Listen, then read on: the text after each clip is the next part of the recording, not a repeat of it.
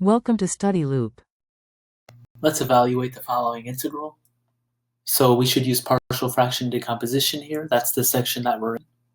So looking at that denominator, we'd like to know if that factors. We have a 1x squared, 2x plus 5. So we see here our a, b, and c, 1, 2, and 5. So let's look at the determinant. B squared minus 4ac. So b squared is 4 minus 4 times 1 times 5. That's a negative quantity. So that tells us that this denominator will not factor over the real numbers. And therefore, this fraction that we're given in the integral, this already is a partial fraction. So we're ready to integrate. And one way to integrate this is to just split this into two parts, two fractions. And before I do that, let me actually go to the side and complete the square. X squared plus 2x plus 5. I take half of the 2 in front of the x, square that, add that in there, and then I do 5 and then minus 1 to make up for the adding 1. So we have x plus 1 squared plus 4, which we can write as 2 squared. So that'll be our denominator. X over, not necessary to break this into two integrals, but it may be easier for you. Otherwise, you can just leave it in there and try it that way. Not that much different. We'll pull out that 4.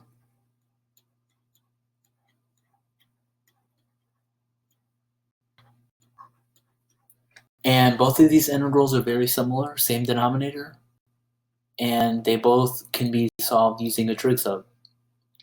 So for now, for convenience, let me just refer to this as integral A, integral B. So let's look at A first. For A, we can see that actually they'll both have the same trig sub here. We should take x plus 1 to be 2 tan theta. Then dx, 2 secant squared. And so we can write A. So coming up in the numerator, we see just an x there. So you can solve this for x. So subtract 1 from each side. We get 2 tan minus 1. And then we have the dx. That's 2 secant squared. And then on the bottom, we see that x plus 1 is 2 tan, so we square that.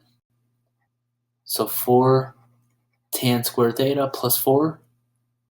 Let me factor out a 4 there. And we know that tan squared plus 1 is secant squared, so we could cancel those. And then we're left over with 2 tan theta minus 1 in the parentheses, and then we have 2 over 4. That's just a half. So we can write this as just the integral of tan theta minus a half.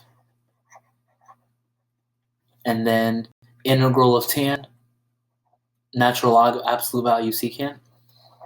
If it might help you here to integrate, you could also do a u sub here. Let u be sine theta. And then write tangent and sine over cosine. Or excuse me, here you should let u be cosine theta. And do a u substitution, otherwise you might memorize it. And integral of negative 1/2, that's just negative theta over 2. Don't worry about this constant c, I'll add that later on at the very end. So then here, let's rewrite this as natural log. And then actually I'm running out of room here, so I'll have to go to the next page. But the last thing to do here is to rewrite both of these in terms of the original variable x. So let's go to the next page. I'm running out of room here. So using our trig sub, we have a right triangle. So recall our substitution. So this means that x plus 1 over 2 is tan. And that will give us the triangle. So tangent is opposite divided by adjacent. And then using the Pythagorean theorem, we have the hypotenuse, which you could write as x squared plus 2x plus 5. The original denominator, but inside the square root. So going back to the previous page, we had natural log absolute value secant, and then minus theta over 2.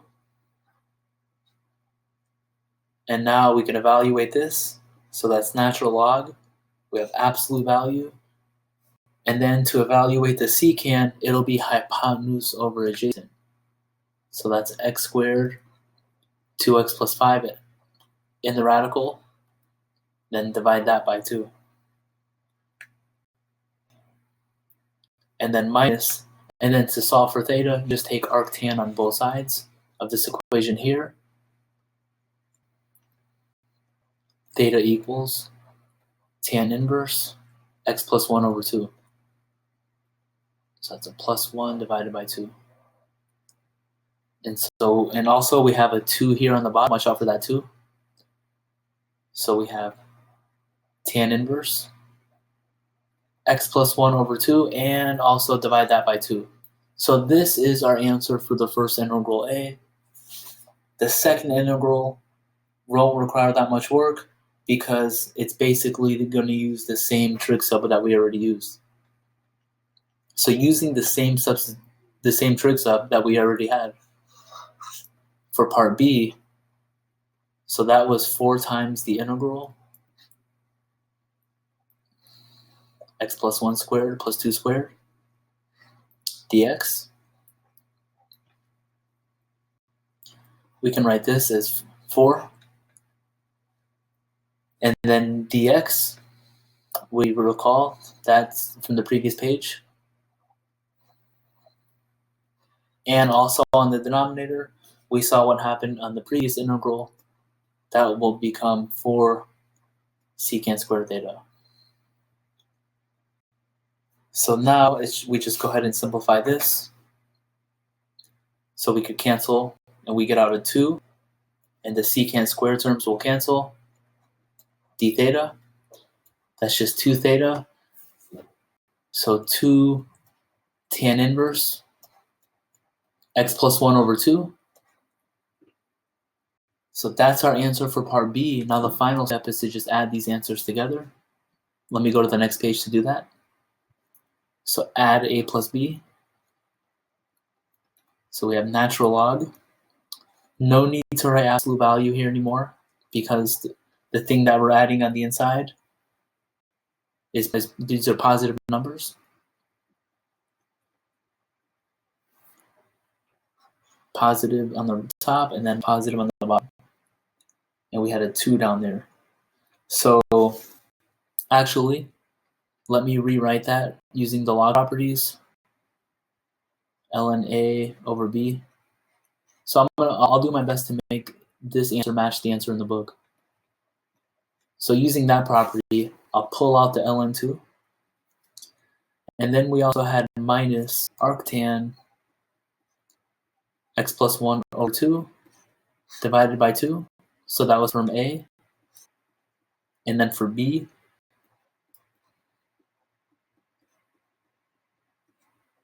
and then our constant C of integration.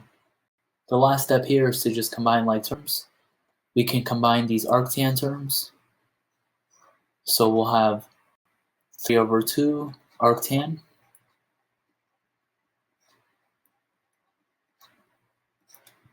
And then we'll also have this logarithm. If we want, we could also use another property of logarithms. Let me write over here. ln A to the B is B ln A. We can use this property We see that there's a radical that's a 1/2 power. So let's pull out that 1/2 in front of the log.